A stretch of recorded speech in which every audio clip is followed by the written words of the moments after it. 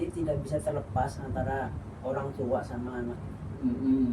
Jadi apa yang dimakan, apa yang diperoleh dari orang tuanya itu juga berpengaruh kepada perilaku.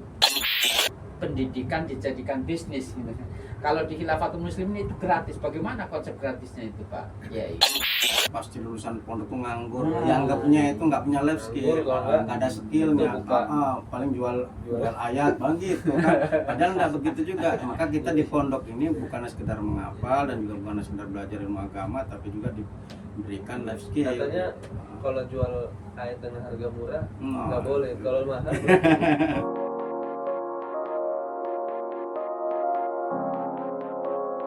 Assalamualaikum warahmatullahi wabarakatuh. Waalaikumsalam. Alhamdulillah, jazakallah khair. Ini sudah hadir di tempat kita Pak Zulmar. Iya. Pak Kiai, assalamualaikum Pak Kiai. Pak Katib. Salah. Salah. Udah ganti sekarang. Pak Nasra, ya, alhamdulillah. Jadi pagi hari ini kita akan bincang-bincang ini ya. Temanya tentang pendidikan ya. Memang kita lihat di berita hari-hari ini, akhir-akhir ini itu kondisi generasi muda khususnya di Indonesia, hasil daripada pendidikan yang ada itu banyak yang negatifnya daripada yang positifnya gitu. Maka alhamdulillah di pagi hari ini untuk semuanya bisa di tempat sini kita berbicara dengan orang yang tepat ya, insya Allah ya, karena antum adalah bagian pendidikan dari Khilafatul Muslimin. Maka kita pengen gali lebih dalam apa sih sebenarnya pendidikan berbasis khilafah yang diusung oleh Khilafatul Muslimin ini. Apa yang membedakan antara pendidikan berbasis khilafah yang diusung Khilafatul Muslimin ini dengan pendidikan-pendidikan yang ada di luar. Mungkin sebagai pembuka Pak Kiai, monggo. Ya, pripun niki Pak Kiai. Assalamualaikum. Bismillahirrahmanirrahim. Sebagaimana tadi yang sudah disampaikan oleh moderator bahwa sebenarnya bukan pendidikan berbasis khilafah, tapi pendidikan berbasis Islam menurut syariat. Karena memang kalau kita melihat dalam kehidupan kita ini ada yang melabelkan pendidikan Islam, tapi menurut siapa? Menurut Islamkah atau menurut luar Islam gitu kan? Sehingga itu yang perlu kita pisahkan terlebih dahulu. Menurut siapanya pendidikan Islam ini kan? Jadi kalau misalnya pendidikan Islam menurut selain syariat Islam, maka tentu saja pendidikan Islamnya mau dia, mau akal pikirannya, mau idenya. Tapi kalau pendidikan Islam menurut syariat, ya, pendidikan berbasis Islam menurut syariat itu, yang kita pahami itu bahwa bagaimana Al-Quran dan As-Sunnah ini sebagai sumber nilai dan juga tujuan dalam pendidikan itu. Maksudnya itu bahwa Al-Quran dan As-Sunnah ini atau hadis itu sebagai paradigma, dijadikan sebagai paradigma berpikir para pengajarnya dan juga para santrinya atau para siswanya itu. Nah, misalnya ketika kita mengajarkan kepada anak didik kita, misal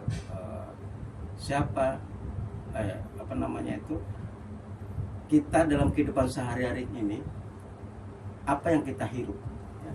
Udara. Yang kita hirup adalah oksigen misalnya. Oksigen. Dan yang kita keluarkan dari diri kita itu adalah karbon dioksida. Jadi kita mengajarkan kepada anak bukan hanya sebatas itu, apa yang kita hirup, bukan itu saja. Tapi juga karena di dalam pendidikan berbasis Islam menurut syariat ini bukan hanya sekedar mencetak atau melahirkan seorang anak itu menjadi pintar saja, tapi juga dia harus sadar tentang eksistensi keberadaan sang penciptanya. Nah, maka maksudnya bahwa ketika kita mengajarkan kepada anak didik kita tadi seperti yang tadi itu, bahwasanya apa yang kita hirup ini adalah oksigen, dan yang kita keluarkan dari diri kita adalah karbon dioksida. Itu siapa yang menciptakan? Allah. Nah, maka anak itu tanpa kita sadari juga kita kasih tahu, kita ajarkan tentang eksistensi Allah Subhanahu wa taala sang pencipta itu. Jadi yang kita perbuat, yang kita hidup sekarang ini semuanya itu adalah dari Allah. Jadi anak itu bukan sekedar kita ajarkan tentang ilmunya juga, tapi kita juga ajarkan tentang siapa yang menciptakan itu semua. Nah, itulah yang kita pahami di dalam pendidikan berbasis Islam menurut syariat itu. Kalau bicara pendidikan Islam ya Pak Kiai, hari ini kan kita dengar juga ya ada sekolah dasar Islam terpadu, SDIT, kemudian juga ada madrasah ibtidaiyah, kemudian juga mungkin ada apa yang budaya itu kutab, ada kutab, jadi sekolah Quran dan segala macamnya gitu kan, yang menurut saya mereka juga mengusung nilai-nilai Islam. Apa bedanya itu antara pendidikan Islam pendidikan berbasis Islam menurut syariat. Nah, yang membedakan tentu saja bahwasanya tolak ukurnya adalah Al-Quran dan As-Sunnah sebagai sumber nilainya tadi, sebagai tujuannya dalam pendidikan itu. Jadi kurikulumnya juga sama, kurikulum berbasis Al-Quran dan Sunnah, berbasis Islam yang standarisasinya adalah Al-Quran dan Sunnah, bukan menggunakan kurikulum yang di luar dari syariat.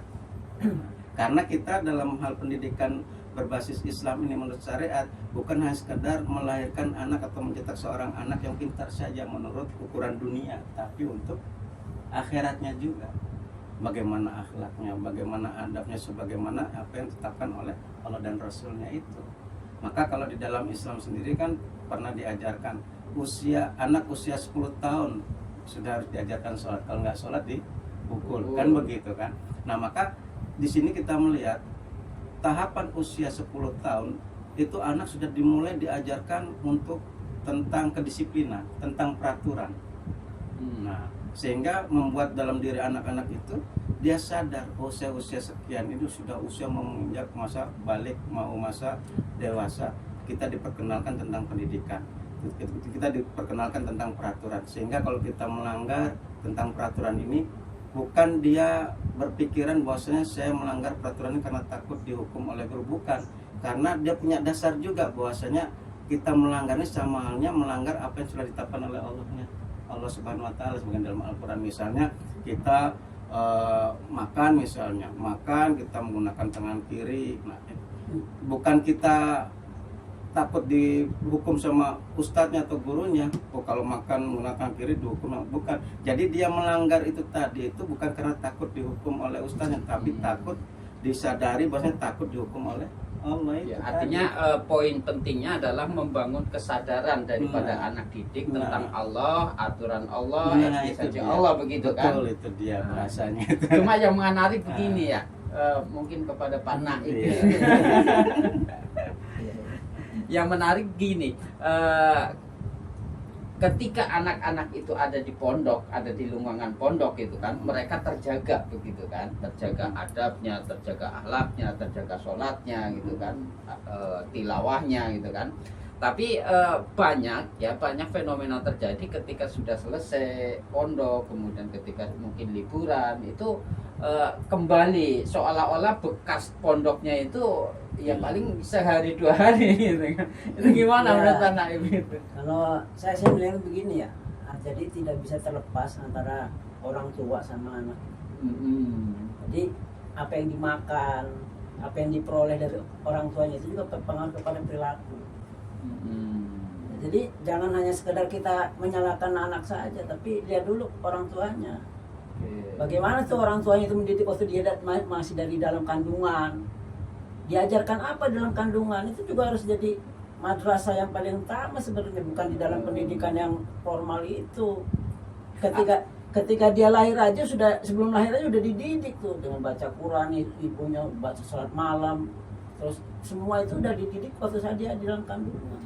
Artinya seperti itu, kita bicara proses pendidikan itu proses yang sangat panjang, enggak ketika sudah di dalam ketika di bukan ketika di pondok aja minta terus simsalabim mana tuh jadi hebat, enggak. Nah, kembali kepada kita bicara tentang pendidikan berbasis Islam tadi itu, ya bukan hanya sekedar namanya saja.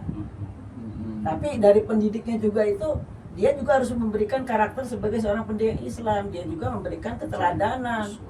gitu. Bukan sekedar dia hanya mengajar begini cara makan yang benar, begini cara, tapi cuma mengajar, tapi tidak memperhatikan benar nggak anak kita makan dengan tangan kanan. Benar. Misalnya begitu Nah, ya. misalnya begitu. Jadi artinya dia bukan sekedar pengajar, tapi pendidik. Pendidik itu adalah dia bagaimana memberikan apa yang dia miliki. Artinya dia memberikan sesuatu yang dia miliki itu dia ini kan kepada anak itu. Jadi menduplikasikan. Nah, bagaimana menduplikasi yang benar ya dia harus benar. Pendidik itu harus benar dulu. Nah, kebanyakan sekarang kan enggak. Orientasinya dunia. Gitu. Jadi ketika finansialnya nggak cukup, dia mikirnya udah bukan bagaimana anak itu hebat, bagaimana kita bisa pintar, bukan, tapi waduh anak saya di rumah makan apa ya, itu akhirnya ya seperti sekarang kita rasakan begitu. Nah, mestinya kalau kita bicara tentang pendidikan berbasis Islam, ya kembali dari awal dulu, orang tuanya itu dulu ya, ketika dia memasukkan anaknya menjadi, berharap dia menjadi anak yang soleh-soleha tadi, ya sudah dilahirkan dari orang tua yang memang memiliki karakter yang benar. Itu satu problem lain, Pak Ustadz. Jadi di tengah situasi zaman hari ini ya, yang orang bilang zaman kekinian lah, kemudian nilai-nilai Islam ya, nilai-nilai Islam yang kita lihat dalam kehidupan sehari juga jauh gitu kan. Maka ketika kita bicara konteks pendidikan yang begitu panjang tadi itu, kemudian seolah-olah berat benar persoalan pendidikan ini. Bagaimana Pak Kiai melihat persoalan ini? Ya memang dalam hal pendidikan ini ada unsur yang saling berkaitan, tidak bisa dipisahkan. Maka kita juga sebagai orang tua misalnya yang memondokkan dan menyekolahkan anak kita kepada suatu pendidikan yang kita anggap baik itu pendidikan tersebut, maka itu bukan kita melepas anak kita terus kepada pendidikan tersebut ya kita terima bagus, bukan. Itu ada keterkaitan. Maka kalau bahasa Rasulullah madrasatul ulanya itu Al-Umi. ya, jadi Ibu, di rumah ya. itu. Jadi pembentukan karakter utama seorang anak itu ada di rumah. Bukan di pondok, di rumah. Sebenarnya ketika anak ke pondok itu sudah ada cerminan akhlak dari rumah sebenarnya. Nah, maka pihak pondok atau pihak sekolah ini sedang apa ya? Sedang bukan memunculkan akhlak yang baru, karakter yang baru, bukan. Malah justru memperbaiki suatu karakter, suatu akhlak yang kurang baik yang dibawa dari rumah itu. Maka dua unsur ini tidak bisa dipisahkan. Pendidikan yang di rumah tetap ada pendidikannya bagi orang tua itu ketika anak kembali ke rumah, tetap nggak boleh sudah terima pendidikan di pondok, enggak, di rumah juga tetap harus ada pendidikan tentang adabnya, tentang akhlaknya dari orang tua terutama itu, karena memang pendidikan utamanya dari rumah itu. Nah, maka di sini tidak bisa dipisah dua unsur ini, tidak bisa rumah sama pondok. Saling ada keterkaitan. Mungkin ada tambahan satu unsur lagi ya dari Pak Nasro ini, pemerhati, pemerhati sosial itu ya. Fenomena-fenomena anak didik hari ini bagaimana ini Pak Nasro ini? Faktor lingkungannya ini gimana? Ya, jadi tadi sebelum kita sudah melihat tentang pemberitaan ya, khususnya terkait tentang generasi muda kan. Kita kalau bicara tentang pendidikan kan artinya mempersiapkan generasi itu untuk menuju ke dunia yang sesungguhnya itu. Ya kan? Nah, maka yang kita lihat adalah kejadian-kejadian di generasi-generasi muda. Jadi kalau kita lihat, jadi Islam itu kan memang tujuan akhirnya adalah untuk menyelamatkan manusia itu di kampung halaman terakhirnya itu akhirat itu ya. Dan juga dunia ini sebagai sarana untuk agar bisa menentukan nasibnya di akhirat nanti, ya kan? Jadi dari macam segala sisi di dunia ini ya harus kita berdasarkan dengan Islam, gitu kan? Nah, maka kita lihat di sini seperti contohnya kita mau mendengar langsung gitu kan. Kalau tadi kan secara umum ya, dijelaskan tentang apa berbasis Islam, ya apa perbedaan apa pendidikan yang berbasis Islam atau yang tidak berbasis dengan Islam. Kita ingin menanyakan contoh konkretnya gitu kan, terkait realita yang terjadi pada saat ini. Nah, seperti contohnya yang baru-baru viral ini adalah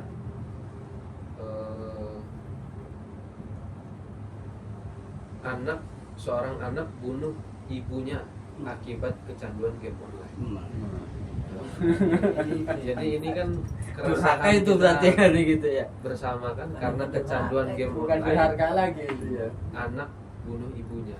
Nah, jadi ceritanya itu kesimpulannya itu seorang ibu ini karena tidak senang melihat anaknya ini kecanduan game online itu, akhirnya gamenya dihapus. Ya. Akhirnya dari situ anaknya kesal dan bunuh ibunya. Sementara bagaimana pendidikan Islam melihat ini, dan mungkin ada pandangan yang dapat menghindari lah dari hal-hal seperti ini. Iya. Ya, Masya Allah ya. Ngeri juga ya situasi hari ini ya. Iya. Masya Allah, luar Artinya biasa. cerita tadi itu salah satu cerminan dari proses pendidikan hari ini kan, begitu kan.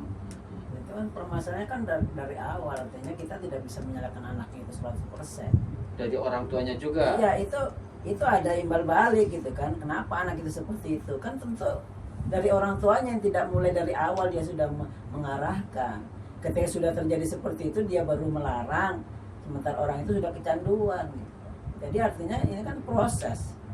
Anak itu bisa berlaku seperti binatang kan, mungkin orang tuanya tidak mendidiknya dengan Al-Qur'an sebagai petunjuk hidupnya gitu kan. Kalau dari awal dia sudah diajarkan dengan Al-Quran di dalam dirinya, itu anak-anak yang baru lahir itu nggak akan terjadi yang seperti yang diberita itu. Nah makanya kita ini di Khilafatul Muslimin ini kan mulai dia dari orang tuanya sudah kita anjurkan tuh, ketika dia masuk ke dalam pendidikan apa nama itu ke Khilafatul Muslimin, mereka sudah bukan lagi bicara tentang hal-hal yang apa mereka baru mau melakukan, tapi sudah dilakukan pada saat di rumah. Jadi dia sudah terbiasa sholat berjamaah. Dan itu sudah terbangun ya, artinya di kekhalifahan Khilafatul Muslimin itu unsur tadi pengaruh dari keluarga, Iya. kemudian pendidik itu sudah terbangun. terbangun gitu Artinya ya. ketika dia dimasukkan ke dalam apa nama itu pesantren itu, dia sudah terbiasa gitu, nggak kaget. Dia disuruh sholat malam, dia suruh berpuasa Senin Kamis, dia suruh membaca Quran, dia menghafal Quran, itu udah bukan jadi beban gitu. Itu kan kalau mereka yang anak-anak nakal dimasukin pesantren dalam rangka supaya mereka bagus, kan dia jadi beban. Makanya yang antum bilang tadi bahwa ketika dia keluar dari pesantren kembali ke asalnya lagi jadi orang nggak benar, ya karena dia terpaksa, bukan karena kemauan dirinya gitu. Kembali ke dari tadi bahas keluarga tadi. Kalau dari sistem Islam, bagaimana tindakan preventifnya tadi? Pertanyaan dari Pak Nasro tadi. Ya. Jadi kalau kita melihat dari pendidikan Islam, kita melihat bahwa peran penting orang tua itu memang nomor satu, utama. Kalau di pondok itu nomor sekian, nomor duanya lah kalau. Tapi yang utama ada dari orang tua, keluarga. Maka peran penting orang tua ini tidak bisa disepelekan. Sehebat apapun instansi pendidikan yang ada ini, jika nggak ada peran penting dalam keluarga atau orang tua ini, tetap aja kacau. Karena pincang dia, nggak bersinergi dia. Misalnya di pondok atau di sekolah mengajarkan suatu hal yang baik misalnya, apalagi di pondok kita ini nggak boleh megang HP anak-anak. Pengurus pun yang untuk pengabdian pengajar ini nggak boleh megang HP. Tiba-tiba liburan pulang dikasih fasilitas HP, main game online tidak dilarang, kemudian telat sholat nggak dilarang oleh orang tua. Nah maka di sini pincang akhirnya. Maka peran penting orang tua, keluarga di rumah ini nomor satu sebenarnya, tidak bisa disepelekan. Oh sudahlah, saya percaya sama pondok, terima jadi.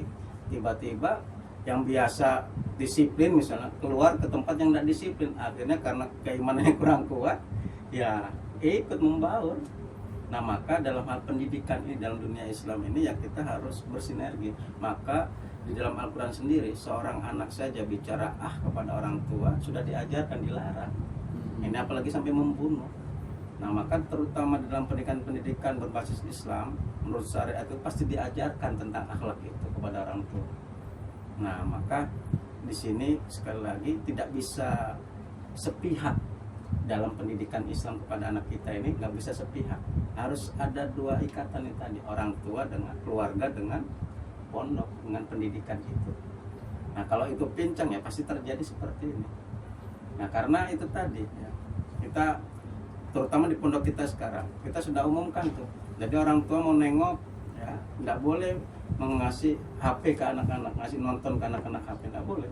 Tapi tiba-tiba misalnya ada orang tua yang berarti orang tua yang nggak mendukung untuk anak menjadi baik Harus sebenarnya. disosialisasikan Nah, Itu masalahnya kan balik ke orang tua itu gitu. Iya. artinya Orang- dia harus mendukung program pendidikan. Iya. Seperti Kan itu. hadis Nabi juga jelas, orang anak itu tergantung orang tua menjadi majusi, Iya. menjadi Yahudi, itu kan tergantung orang tua.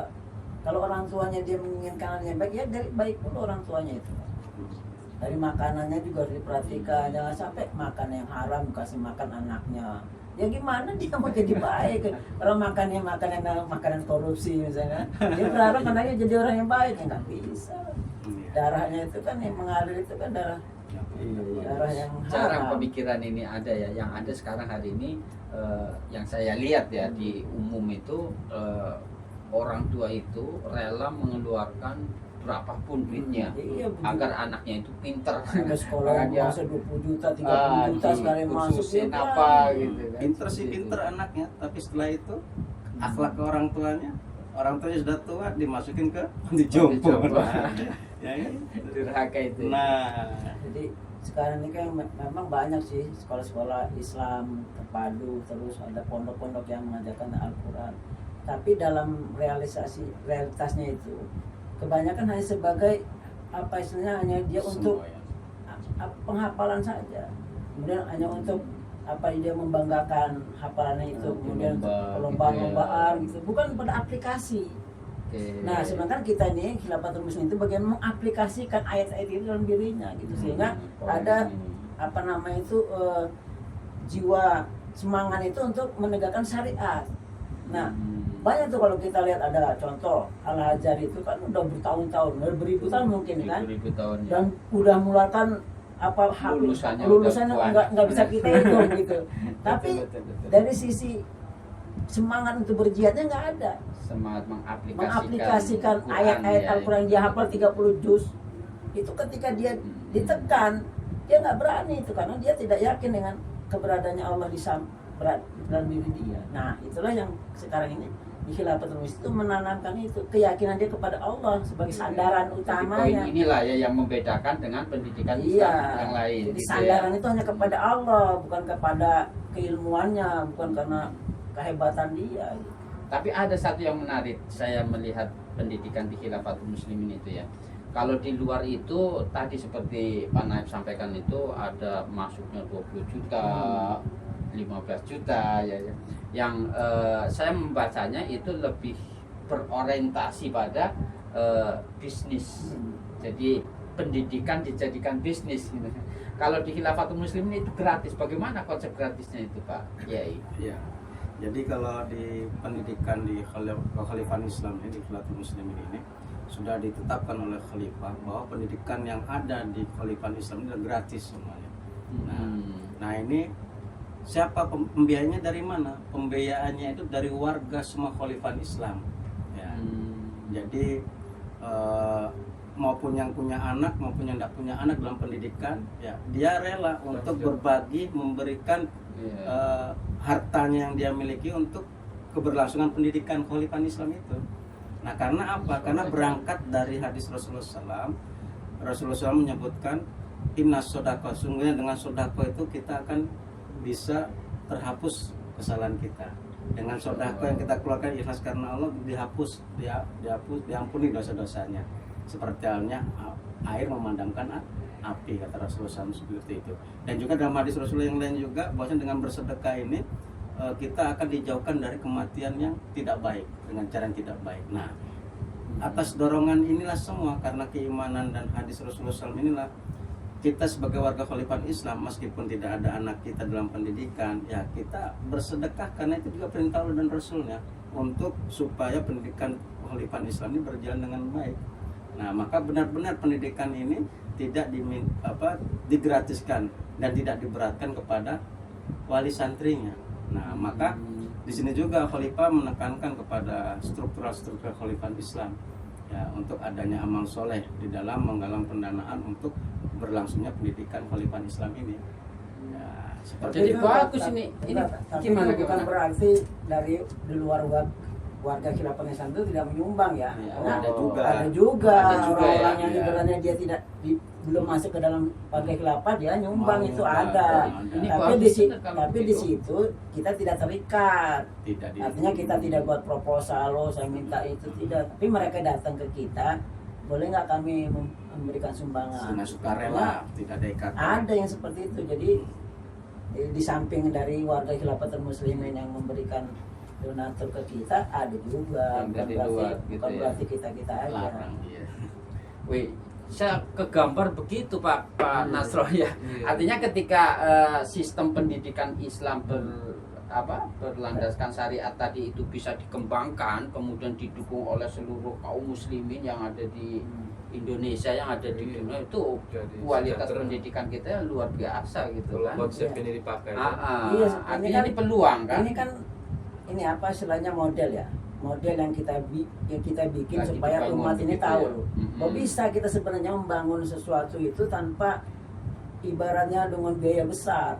Kalau mau disatukan gitu kan, buktinya kita dari yang uang kita yang 1.000 aja bisa. Bisa ya. Apalagi kalau misalnya konglomerat itu mau membantu kan. Mhm. Ada sekolah kayak misalnya satu organisasi, dia punya pendidikan yang banyak sekali, tapi kan semua berbiaya semua. Iya. Tidak ada yang gratis gitu. Betul. Adapun kalau yang gratis itu juga dia karena punya link di mana, di Arab atau di Qatar, atau dia yang membiayai itu donaturnya dari sana. Tapi yang seperti kita ini kayaknya baru di Khilafatul Muslimin. Iya. Yang Gotong ibarat royong ya, gotong royong konsepnya. aja. Amal soleh gotong royong gitu ya. Ada jamaah misalnya buat sekolah SD itu, SMP itu, tapi kan berbayar. Masuknya 10 juta, 20 juta. Nah, kalau kita kan nggak ada. Nah, itu yang membedakan gitu kita ini, bahwa kita bener loh, kita membangun pondok kita gratis gitu loh. Nggak kata-katanya omong kosong gitu. Enggak. Jadi kalau kita lihat ya, dari warga Khilafatul Muslimin ini seperti ada kesadaran di atas rata-rata masyarakat untuk dari segi membantu dalam kesejahteraan pendidikan ini.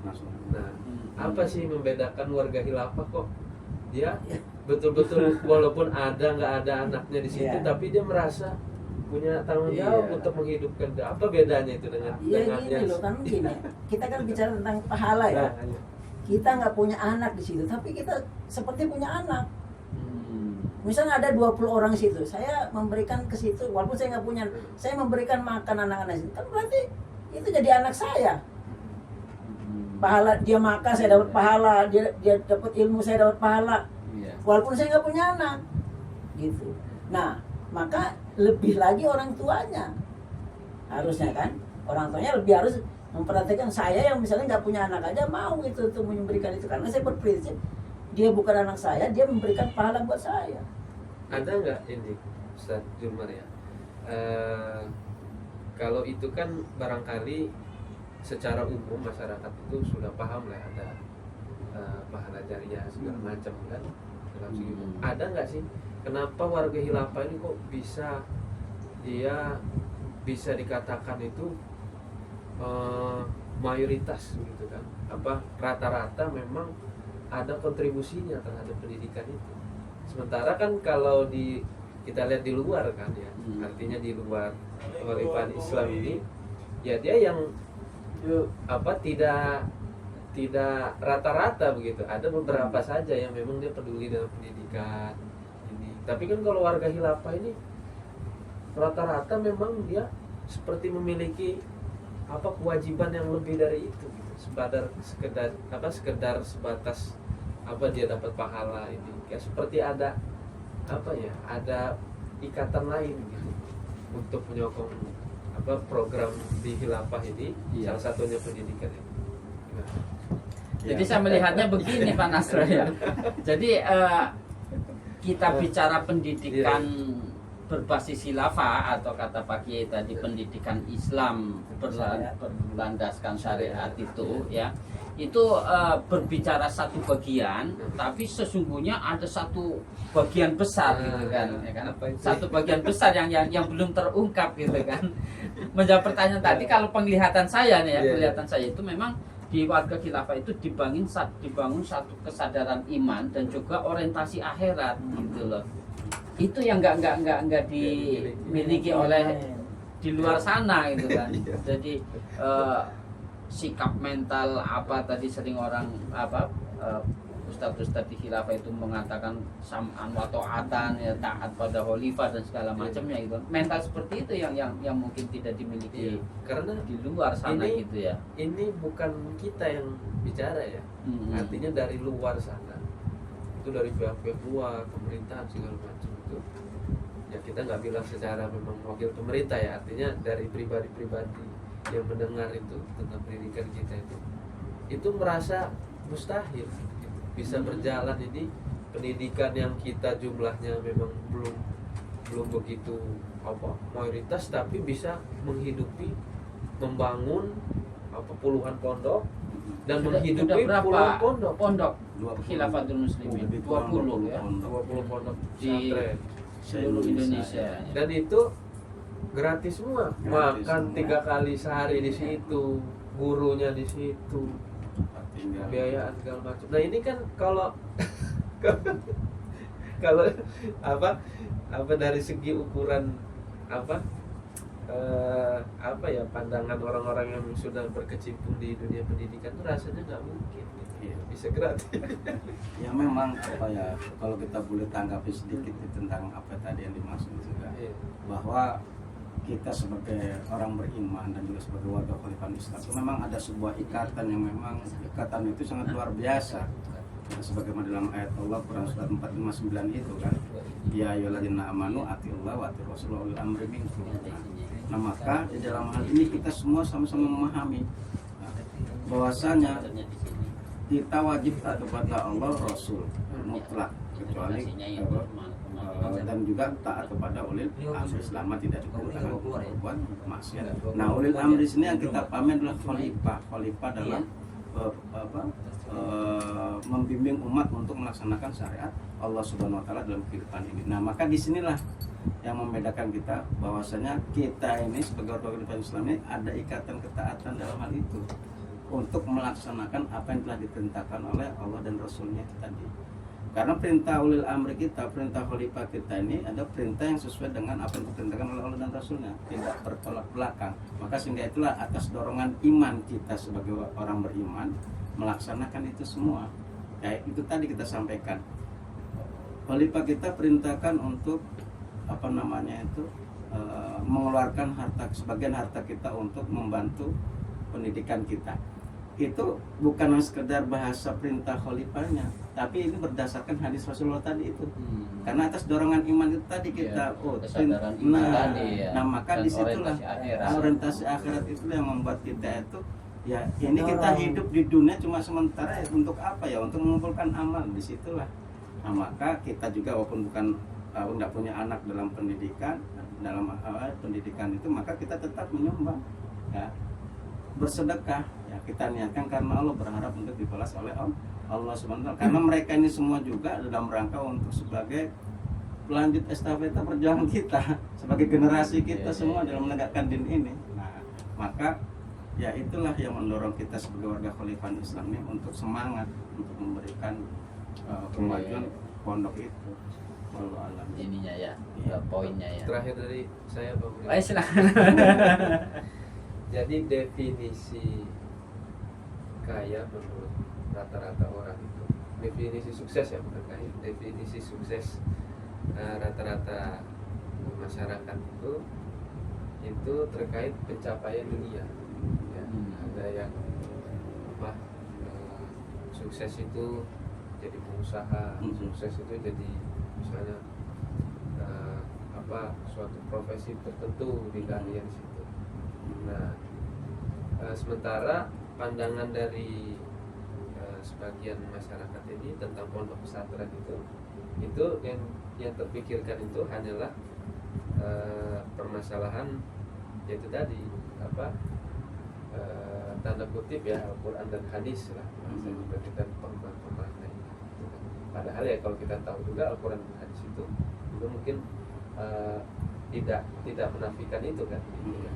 Nah, adakah ruang yang memang juga dipikirkan oleh pendidikan kekhalifahan ini tentang definisi kesuksesan menurut orang banyak? Adakah ruang yang memang dalam hal itu dipikirkan gitu di pendidikan Islam ini? Iya, baik. Di dalam pendidikan yang ada, terutama di kekhalifahan Islam ini juga, kita ini bukan sekedar mempelajari fikih, ya, bukan mempelajari akidah, bukan sekedar mengajari bahasa Arab, ilmu hisab dan sebagainya. Bukan itu saja, bukan menghafal Al-Quran saja, tapi kita juga bekali anak-anak ini untuk sebuah life skillnya, keahliannya. Ilmu hidupnya Setelah mereka nanti keluar dari pondok, lulus dari pondok, bukan berarti dia menjual ilmunya, bukan, tapi dia punya bekal life skillnya. Maka ini juga kita tanamkan dalam diri anak-anak itu, terutama di anak-anak yang sudah di marhalah terakhir, ya kan. Jadi itu tidak bisa kita nafikan karena kita hidup di dunia, ya kan, gitu.